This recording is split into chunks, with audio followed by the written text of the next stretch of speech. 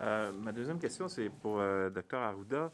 Ce matin, les différents partis d'opposition ont présenté leur position quant à la possibilité que des policiers puissent avoir des pouvoirs élargis pour intervenir auprès des résidents, des gens qui ont des maisons privées. Parce que vous avez dit depuis un certain temps que c'était l'endroit qui vous inquiétait quand même le plus, là, avec les rassemblements, les soupers. Vous avez d'ailleurs baissé le nombre de personnes maximales.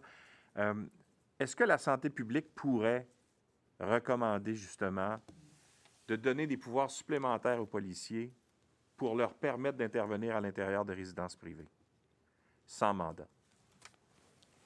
Il y a des discussions actuellement en cours entre la santé publique, la sécurité publique, là, par rapport, puis la justice par rapport à ces éléments-là. Parce qu'effectivement, je vous l'ai dit, en santé publique, on est habituellement des gens qui veulent convaincre plutôt que de contraindre. Mais quand un comportement va menacer la santé de d'autres personnes et qu'on a une règle claire, et que cette règle claire-là aussi permet aux policiers d'intervenir sur la base d'une recommandation de la santé publique, effectivement, on va pouvoir intervenir. Et on évalue, c'est actuellement là, en processus, si vous me permettez, parce que actuellement, les gens ne peuvent pas dire qu'ils ne sont pas au courant.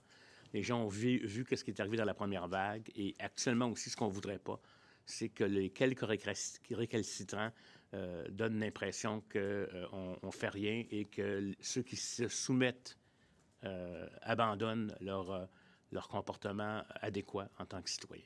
Alain Laforêt, TVA Nouvelle. Juste avoir une précision là-dessus. C'est important, je pense. Là. Vous dites que vous êtes effectivement, vous êtes en cours de discussion là-dessus, donc ça s'en vient imminemment, là.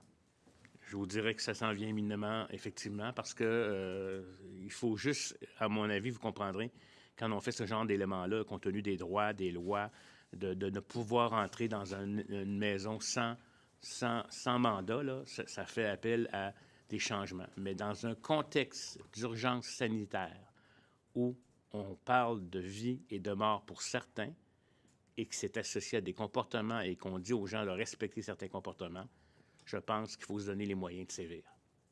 Alain